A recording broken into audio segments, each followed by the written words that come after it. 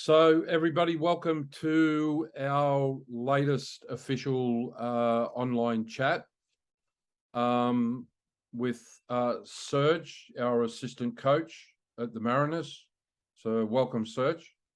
Thank you. What we're going to do for everybody's benefit is we'll be wrapping up at about 7:50, and we've got a number of questions. And so we'll get started with that. So Serge, the first one I'd like to ask is that I think maybe there's a number of us who don't know your background. So can you give us a little bit of a brief summary of your career in football? Yes. So first of all, pleasure to be here because you guys are the heartbeat of the club, and it's for you guys that we play every weekend. So my career, I played at a lower level in Portugal, and I soon saw I couldn't play. I couldn't get to the Premier Leagues and to those the first league, for example. It will be a big struggle. But for us, it's very normal that the coaches start coaching very young. So you have big examples of Sir Alex Ferguson. He had a Portuguese coach, Carlos Queiroz, you may know. He was one person of the university I eventually ended up going to, Jose Mourinho. Many of these coaches, they soon understood they couldn't play on a higher level. So for us, it became normal. It's like there was a coaching club that started mainly in Lisbon, in the capital where I'm from, and they started expanding to the world. The success of one created more and more coming through. So at that younger age, I've seen I couldn't play. So what I started to do was coaching early and studying the game. So I actually have an academic background, a master in sports, and I started at the mighty Benfica. As a big proudly started at the mighty Benfica as an intern. Another thing that it's not very normal here, but it was normal for us, is if you start an internship in a club like Benfica, the first 2 years I was there, I was still working with local leagues. So imagine at the Mariners, our coaches will be coaching Wyoming and will be coaching our academy teams too, which was very good. And actually the most money I would get at the time was, I was studying, so not getting much, was from the smaller teams like Wyoming, like Terrigal, like Urimba, and then had the internship, which was just working hard for 2 years to then keep progressing. It was really good. At the time I worked with big players, like, see Jota from Celtic. It's a big name that is out there. There's more, but kept progressing in the academy from the younger ages. And on my 4th year at Benfica, ended up being invited to go to be an assessor of the academy director. So we had an academy director. The academy was brand new. The club started passing another club in our country, that is Sporting Portugal, that you may be aware, it's the only club in the world that developed 2 golden boots for the world, Luis Figo and Cristiano Ronaldo. But we started passing them, putting more players in the national teams, transferring more players for big clubs overseas, and that was maybe the highlight of my 4 first years coaching, where I had the pleasure to work with some big names. I always say that because I was so young in my career of coaching, when I was in the under-19s, I was assistant at the under-19s of Benfica and academy assessor of the academy director. I used to, normally you say you've coached some players. I say those players coached me at the time. And they are players like João Cancelo from City, now Bayern on loan, Bernardo Silva from City, André Gomes that played for Everton, Ivan Cavaleiro played for Fulham, Elder Costa played for Leeds. So my under-19 team at the time was those big names. And again, we say we've coached some players. I say they've coached me at the time because they were a tight group. And you actually, as a coach, you'll have to be accepted by the group of players. and that was maybe the highest point of those 4 years. After that, I went to Senegal. So in Africa, I got an invitation.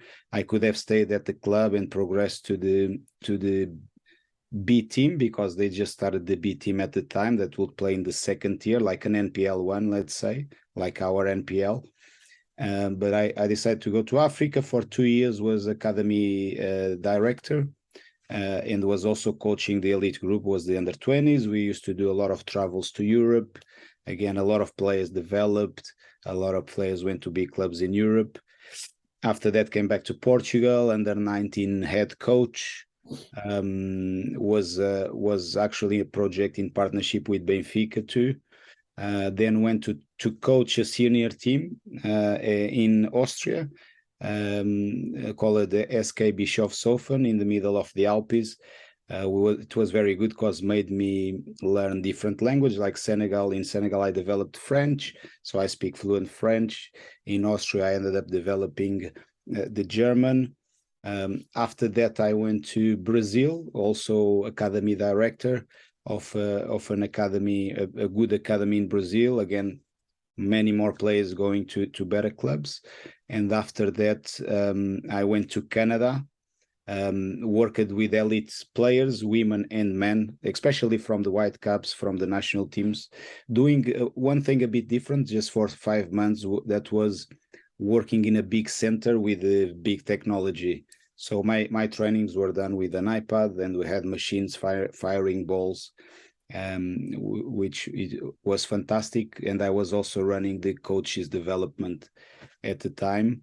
And from that, I came to Australia to develop my coaching, and I've met Nick obviously on the way on our UFA lessons on the 3rd level in Europe, the 3 or 4 a coach can take, and we always had a very good relation. We kept in touch, we exchanged training information, and I've seen on him, I was very stable at the time, but seen on him a good person, a person I would like to work with from all that people that were in our course. Big names like Harry Kewell was one that was there, Benny McCarthy, who won the Champions League with Porto, with Mourinho, Mendieta from Spain. So there was a lot of people and very good names, but me and Nick, we got along really well in the values, not only in the technical side of it, but also as a person. He's a family man, big values. He's somebody that is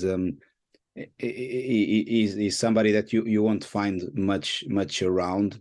He will say no to keep his word, and to stand up for what he believes. And that's it. Look, in the end, 6 continents, so a lot of 6 countries, 4 continents, and my expertise have been in this coaching career. Besides the languages, which I speak 5 fluent, and the German I speak pretty well, but it allowed me to know different cultures, and it was most of it done between seniors and NPL. So most of the times pushing players to go to the next level, that is to the senior level or to other professional leagues in the world. Okay. I think you've also answered about 2 or 3 other questions that have come in amongst that. So appreciate that overview, because now we know you a little bit better.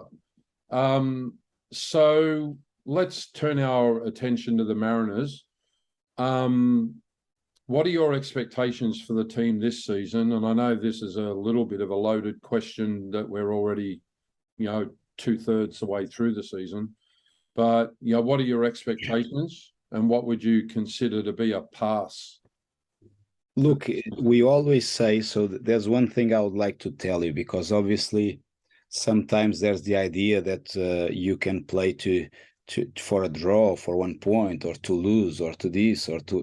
So we always, regardless of who we're playing against, we don't care. We always have a strategy to win. Obviously, in football, there's many factors, and sometimes you don't win, sometimes you lose, sometimes you draw, sometimes you win. We're winning enough. We're happy with what we're doing, but we always go to the games believing we can compete with anybody in the league. Even Melbourne City, We were quite positive because in pre-season we faced them twice and beat them twice, with one of the games being with most of the academy teams, so academy boys. So to tell you instead of telling you a big word, I'll tell you we go to every game with a strategy to win. It may not be visible, maybe sometimes to open eye, but the idea is to win and to entertain people. So to entertain you guys, make sure you guys like to go to the games, play attacking football. But we're getting now maybe in a moment of the season where we want to win. We want to entertain you guys, have a lot of shots on goal, play attacking football, score a lot of goals. We've been chasing since last year the record of goals scored in a season, and I think we got equal with less games, like 50 goals with 27 games. But we believe that we should be in the finals, and we can be in the finals. We would believe at the beginning that we could go even a bit further more. If we're gonna be there, I don't know, but we believe we can do. The players believe they can compete with everybody, can beat everybody, that we can go to the finals. Is it gonna happen? I don't know. That's the belief. For me, a pass will be go to the finals, and then from there we'll see. But the league this season, the league is a bit stronger. So from the last season to this season, most of the clubs, maybe apart from us that spend a bit less, most of the clubs are spending more in their roster. So most of the clubs brought more expensive players. It doesn't mean that the team is stronger for having that. We have our beliefs. We know we're a community club. We know we want to integrate players of the academy, develop them to the first team. But the league, it's harder, and at the beginning you will say, okay, we can compete, we have a great squad, everybody is pushing for the same side this season, we can do something special, but the other teams are also stronger this season. So a pass will be into the finals. We always chase small things, record of goals scored. We're the team with more touches in the box, and that all comes to with the entertaining you guys, wanting to give you put a good show on, so you enjoy instead of just sitting back and not having a go at the game. Yeah. No, that's really good to hear. What I'm going to jump forward to a question that's a little bit later in our list. And you talked about the young Australian talent, and there are probably, how do you determine, there needs to be a balance between the development of youth. There's obviously needs to be not only the coaching staff, but other players that are more senior to help with that. So how do you strike a balance between youth and more experienced, or even to go a little bit further, overseas players? I'll have to shock you a bit on this one, because it's been a thing I've been hearing, and I think it's something that is conceived in football, that everybody says that you need the experience to support the youth. I don't agree. I've worked with big players, and they all develop, or most of them developed into the highest level. I think it depends on the player itself, on the capacities he have, technical, tactical, mental, and on not so much on the age. For me, the age is just a number. Obviously, if you haven't experienced certain situations in a game, you're gonna learn from it. So maybe Nectar Triant is the better example. He had 4 minutes in the A-League last season, or 10 minutes. And this season, he's played 90. Yeah. Obviously, some moments he've done, like I remember the pass back to Vukovic against MacArthur.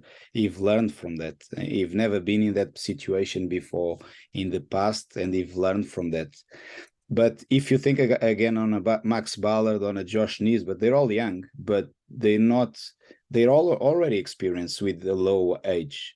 Max Ballard, he has three seasons in the A-League. Josh Nisbet, he has 4 seasons in the A-League. Dan Holly has 3 seasons in the A-League. Jacob Farrell, he has 2 seasons and he's been flying anywhere you put him. So last season, I remember we had one of the youngest back four in the country, one of the youngest in the history of the A-League, with Kai Rolls being the older. Even he used to say, "Oh, I'm the oldest here." So wow, I look at my sides, I have to take over because I'm the experienced guy now, and he did fantastically. He actually made us all proud watching Australia playing in the World Cup. He was one of the players that made us very proud of the work you've been doing. So I don't associate the years of you have in playing with having more success or less. Obviously, you have more experience, but if that experience is negative, it won't help the youngest players either. So if you're a player, for example, that you like to play in the midfield and you want the ball every time and you shout at young kids and they have to give you, and even if we can't progress or if you make a risky thing, they'll shout on you. That will make them fearful. They will have fear of playing a forward pass, of making a run, of doing something a bit different, so 1-2 a bounce. And we always say, I think the biggest thing on us in methodology, it's everything is taught. It's not just repeating what other people have done in the past. We actually create a process that fits these players, this team, this moment, and it's different from last season process with a different squad. One of the things we have very strong is don't be afraid of making a mistake, because we make mistakes as coaches, and we admit it. We are not always right. Sometimes we make choices, we go back and say, should have done better. And the first people that puts the hand up in the air when the result is not good, it's me and Nick. We go, okay, what can we do better in order to have a better game next week or against next opponent? And the boys, we want them to experience stuff. We want them to try. We want them to be brave. We want them to feel they're already mature and they're already experienced players.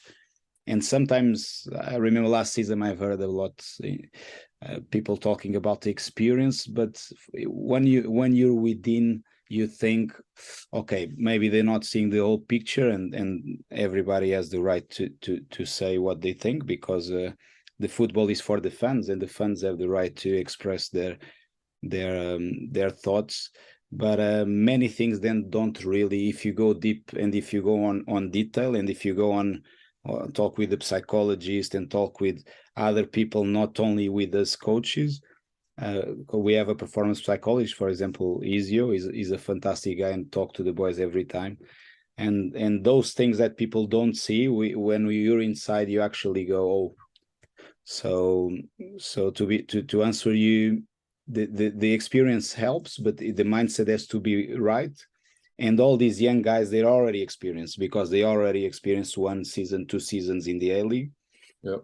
And they're ready to go. They're ready to go to a higher level in Europe or wherever they want to go. And if they want to stay here all their life, then we're happy with having the best players with us anyway, and not going anywhere.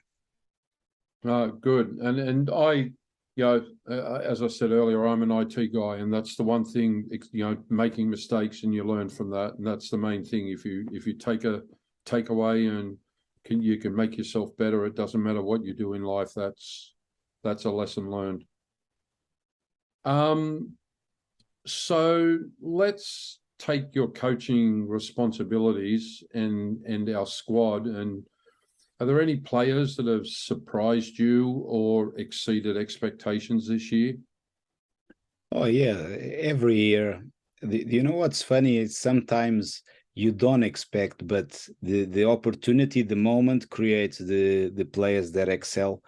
Sometimes you need, like last season, we needed a fullback, a left back, and Jacob Farrell came on, and we go, ooh, he's only on an NPL contract. He's performing better than anybody. He deserves an A-League contract. And it happened this season already. So going from now backwards, immediately James McGarry came in and fantastic. For example, also we have, sorry, my little one, it's great.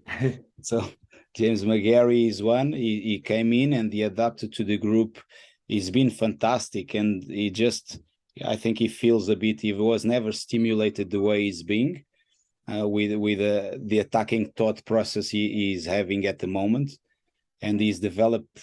He's been above. We knew he was good, but he's been way above. He's been now a pillar of the team. Farrell coming in just recently, so working from now till the beginning of the season. Farrell is another one. As a centre back, we've seen him in NYL and PL. We knew he could do the job last season. If you remember, we've played him a bit as centre back against Wollongong on the cup when we started risking with when we got a red card, Birigit, and then we risked and needed the result, losing 1-0 and we lost and we won 2-1. Farrell, we knew he could do it, but this game was again, it was surprising. Although you know the player, you've seen him there, you've seen him last season, but it's fantastic the personality he has, and the experience goes with the experience of last year games, this season games, just stepped in fantastic. So Nectar Triantis, it's another one. When he came on, we were not expecting him to be a starter, and I think this is the good one thing we have. We don't never put labels on anybody. So if you're performing better now, we'll give you the chance. We don't say that you're going to be number 3 or 4 or 5. No, you're going to be one center back, and you're going to fight to play games. And he's been fantastic. That's why he's been starting games. Wasn't expecting from a kid that came, played 10 minutes last season in the A-League, to be coming and starting week in, week out.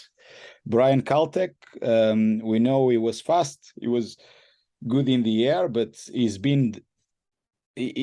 footwork and his quality with the ball has been it's growing week in, week out. And again, let's not discuss the cards, but which are soft.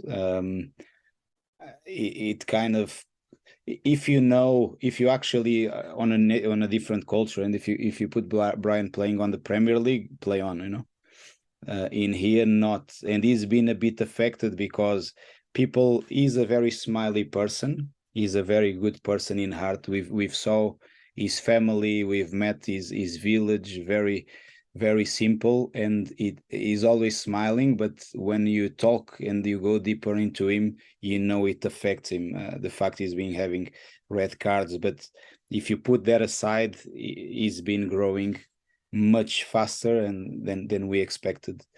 And look, Josh Nisbet, he always performed. Max Ballard he's been fantastic. Harry Steele on the right, Storm Rue, I think his game improved massively from last season.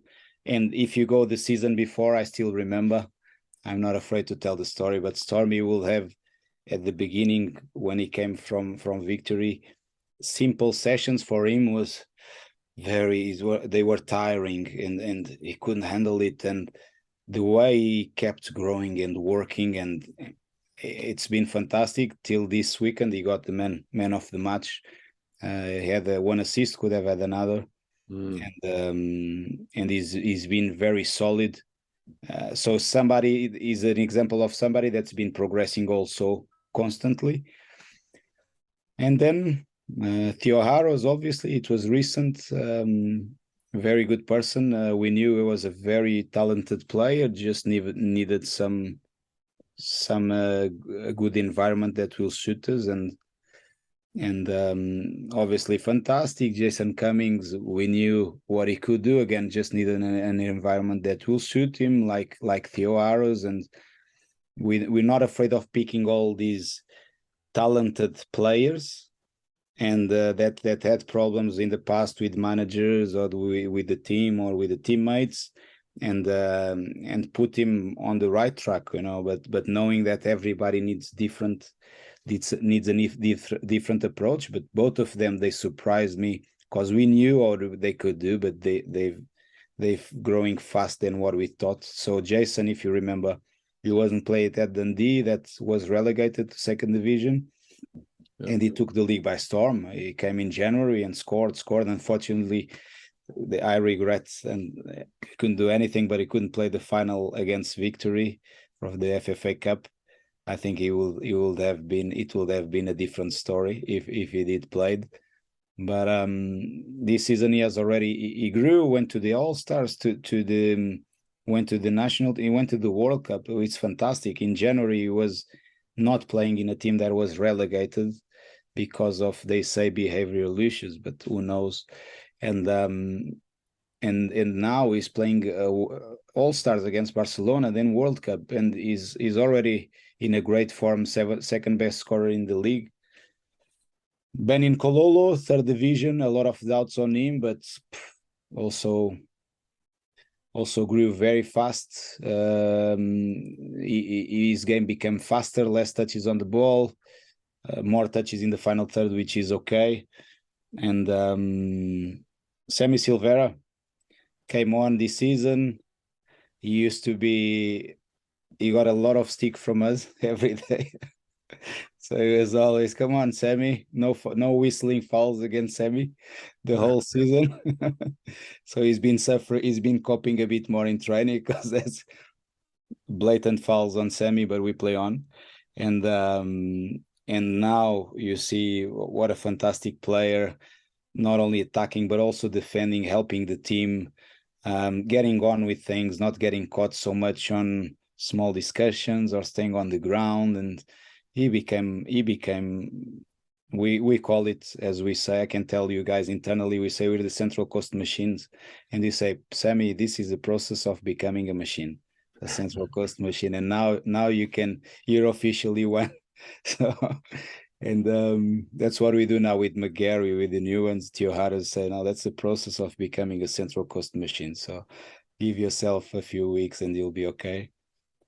But again, look, in the end, everybody surprised us, wasn't it? Windus last season, when he started games, 90 minutes, who thought the kid straight from the academy will be solid? Had a couple of mistakes, but who doesn't? We have them too, and you need to allow them to do the mistakes in order for them to grow. There's more kids coming from the academy, which have been a bit impressive. Maxim, you've played on the cup already a couple of minutes. Maxim Kazalovic, a midfielder. There's more out there, but again, in the end, I think good environment. Which press and which buttons to press with every different type of personality, and they're all been, Marco Tullio been impressive, Moresh.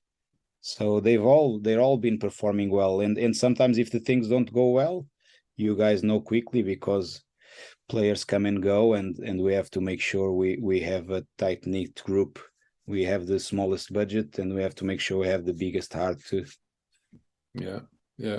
So while we're on that, players coming in, are you able to give us an update on Dylan Wenzel-Halls? Yes, so Dylan, on the first day came, he was training very well. And he unfortunately got a knock a couple of weeks going, and he's been back. He will be back very soon, maybe this weekend, maybe next weekend. But it's progressing really well, adapted well with the boys. He's going to give us a bit more pace up front, which we had with Michael Russo and Paul Ayongo, for example. And we were counting on Dylan to keep it. Unfortunately, in small touches, small injury, nothing major, nothing very serious, but he did need the time to rest. But I'm very keen to have him, because him and Moresh, that we just lost again for 2 games, incredibly, but him and Moresh will give us that power again for certain moments of the game and certain times of strategies we want to use to play against the different opponents. Yeah. And you mentioned Paul Ayongo. That obviously frees up a visa spot. So do I take from your earlier answer that the club isn't rushing to fill that as a visa spot? No, actually, remember Brian Kaltak, he was on an injury replacement. So once Moresh came back, he filled the 5th spot. So we actually don't have any, because we have McGarry, we have Benny, Marco Tulio. So we have all 5 in place. So it was a bit strange because he was on an injury replacing before. We just upgrade him, as you've seen on the media. We upgraded him into a contract. Okay. Contract. Yeah, I think I know I had certainly lost sight of the fact that Brian was an injury replacement. Yeah, he looks. We call him the brick wall of Gosford. So you think he's from Gosford, isn't it? You don't think him as a visa. I've not had a chance to stand up close with him, but I imagine he is big. Yeah, you can play hide and seek if you stand next to him. Somebody watches on the side, you play hide and seek easily. So we've got a number of other questions that are more generic in nature, and some of them are a little bit fun. So the biggest joker at training? Imagine Jason Cummings. Jason Cummings. Yeah, he's the true joker. That's not too much of a surprise. Yeah. So he's bringing back cricket again before the sessions. Sorry, did you say cricket? Cricket, yeah, he loves his cricket. He's bringing it back before the training sessions. Does he? I didn't know that. Yeah, we do play it in Scotland, but anyway. Is there a player that's always late for training? They can't. Imagine Monty having a player coming late. He would spend his session running around the pitch. I remember that. I had the worst position on the field. I was the coach's son, and we did a lot of laps. So not enjoyable. Game day superstitions. Do you have any? Yes. Put the left knock on before the right, or I'm very methodical person, so I do need the routines to be there. Put the cones in my distance. The rest is just general stuff. Just try to stay in the routine. If it goes out of that, I'll be okay, but we'll be a bit more maybe agitated, not as focused maybe as could be. Do you notice any players who have any particular superstitions that they stick to, or is it just more? I think some of the players some use small things in their boots or in the socks, or the type of socks they've put, or the perfume, or if they shower before they go to the game, or so there's a couple, but nothing major I could point. Okay, because a couple of others that we've chatted with have said it's more around great game preparation and probably what they eat in preparing. Yes. And we tell them they have their routine. So that's why you may don't know, but as I told you, we have a performance psychologist, and we do organize everything, including the pre-match routines. Everybody have different ways of doing. What do they do in the morning? Well, you've seen Garan Kuol in the morning. He'll go to the beach and play soccer tennis with his friends before a game.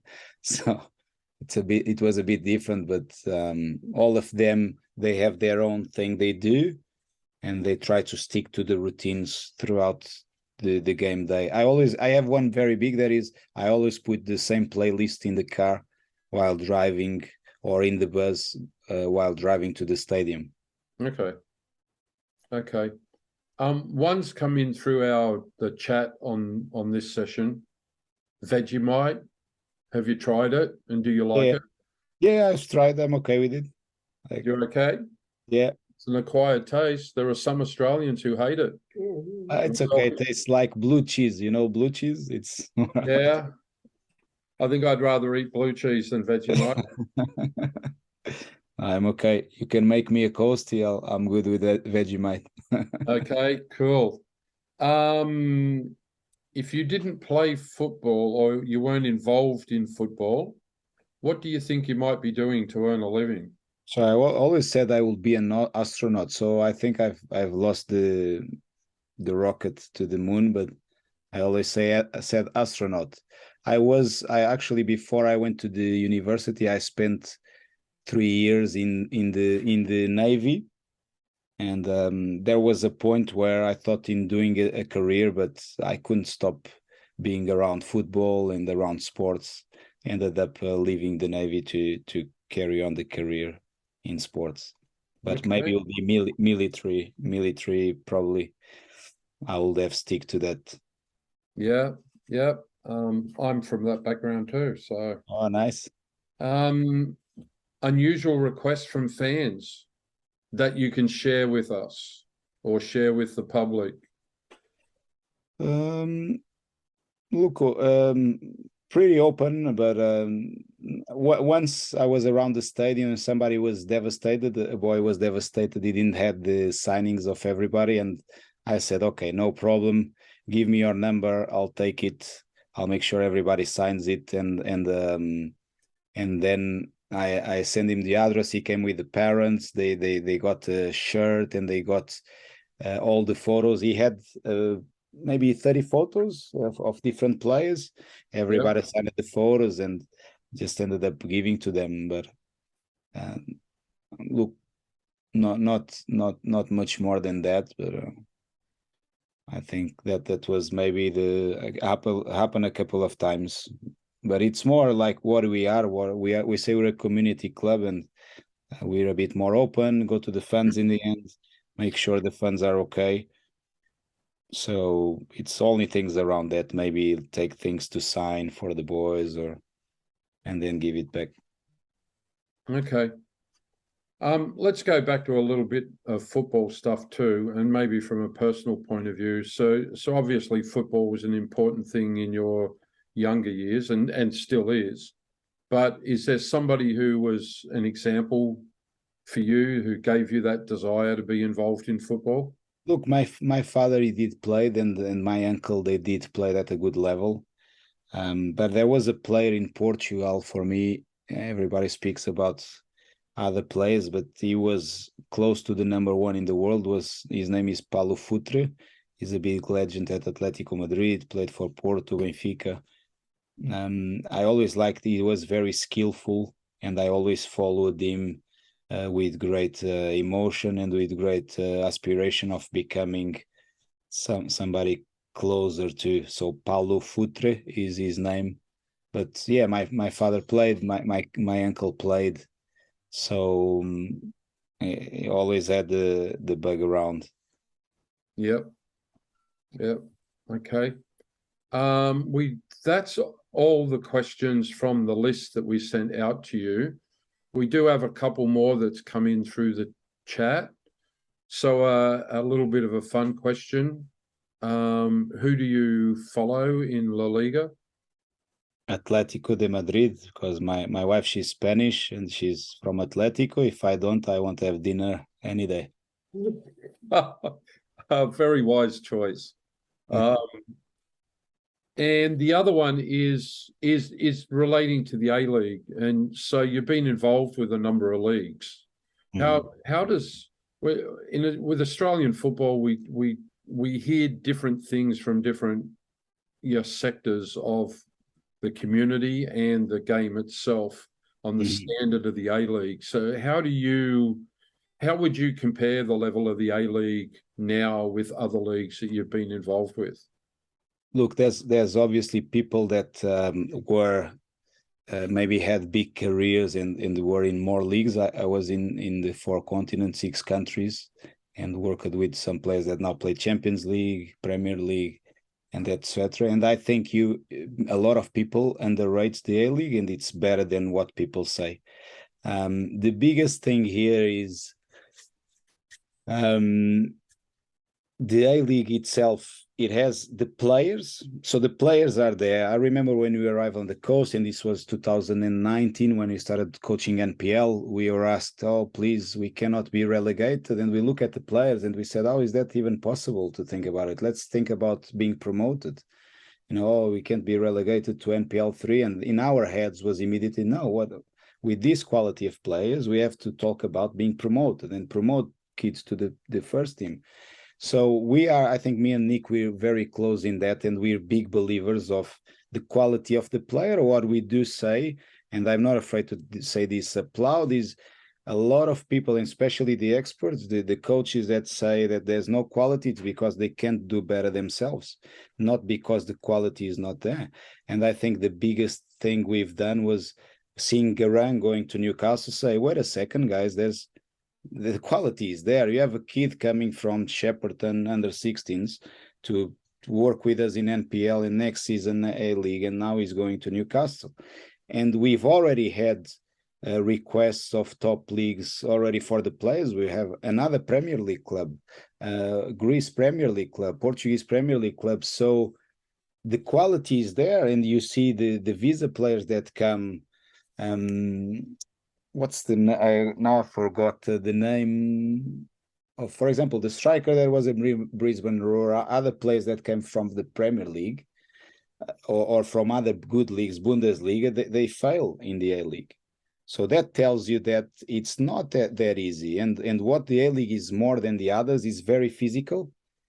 Teams do run a lot, and in the heat, I remember the two Spanish boys from MacArthur last season, or the season before, they gave a big interview to a Spanish newspaper. Marca is the biggest in Spain.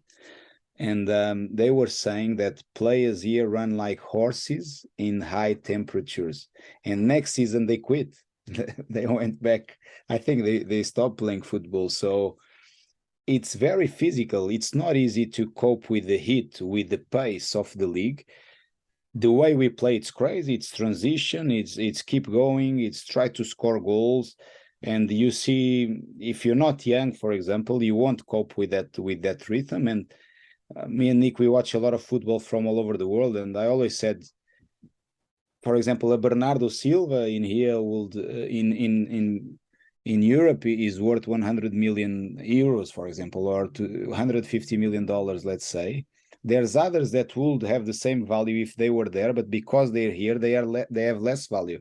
So it's just a league that is, the value is lower because it's very far for sporting directors, coaches, scouts come and watch. They only watch a bit on TV, and it's a long way. Besides that, most of the players that go, we do have this is one thing they do have a bit more here. They're a bit more comfortable because the country, this country is beautiful, it's organized, it's stable. So when you go to adversity, that's where sometimes you bounce back. And most of the players, they didn't bounce back because they are not good enough, but they do bounce back because they come back to the comfort zone. And so I'll tell you that there's players here that could play in top leagues, but they need to go younger, or they need to have better coaching younger, 16, 17, 15, 16, 17s. But we always believed that the kids, they can compete with anybody in the world. They just have to have the right stimulus. And when people say, oh, it can't do it in Australia, I say, no, you can, but you don't believe because you don't know how to do it. If you do know how to do it, then you can, and we're going to prove you all that it's possible. So that's a bit the mentality we have, underdog, even in the player development and even in defending the league overseas, because a lot of people came back and told me, oh, how's that the league there is like fourth level in Portugal? I said, no, we'll probably beat some Premier League teams in Portugal. Okay. With a much lower budget, so not the big ones, but here the big one will be City. They won't compete maybe with them, but they won't be very far. So you just have to believe, have the right process, and anybody from Australia, they can do it. The problem is the right process is most of the times it's not there. There's a lot of people talking a lot, but not many actually walking the talk, All right. Charlie Austin, one of the Charlie Austin, exactly. So for example, somebody that came from a top league, good experience, and had these struggles. He didn't score maybe as 15 goals as he was expecting, and then you have others like Jason Cummings that come. So it's the profile of player that comes to Australia has to be very specific. Not everybody, not every Manchester United player will have success in the A-League. Yeah. Yeah, no, I think that's very true. So it's 1:45. We should probably start winding down. We do have one other question though. If you've got a favorite EPL club. I did have at the time, because when Mourinho went to Chelsea, everybody started following Chelsea in Portugal. So, but I then now from working with Nick, Sheffield United was in the Premier League. I was pushing hard for them to have good results. So actually I like to watch I like the game itself, it's not as attached apart from Atletico Madrid, which have to be a religion at home. But apart from them and the Mariners, all the rest, I like to watch the game itself, the movements, the players, the tactics, and I wouldn't really go for a badge, because if anybody in the Premier League would contact and be interested, and we will do our best for whoever. So we like the game, the quality of the player, the strategies. So apart from the Mariners and Atletico Madrid, that are our religions. Okay. The rest is okay. All right. Well, it's kind of getting on, and we're getting close to that 7:50 deadline that we impose. So we'd really like to, on behalf of everybody who's watching this live, and those that will watch it later on, thank you for your time. I think everybody loves the way you're going about what you're doing, and all we can ask is for you to keep it up. Thanks, guys. Thanks a lot for supporting us, and we will make sure you always give everything you have. And if sometimes we can't give more, it's because we didn't have it more, or the ball didn't go in. All right. And we'll look forward to seeing you at a game soon. Look forward for it. All right. Thanks, Serge. Bring some good songs, because I always have a laugh when you guys start singing. Okay. All right. All good. Okay. See you. Have a good one. Okay, bye. Bye.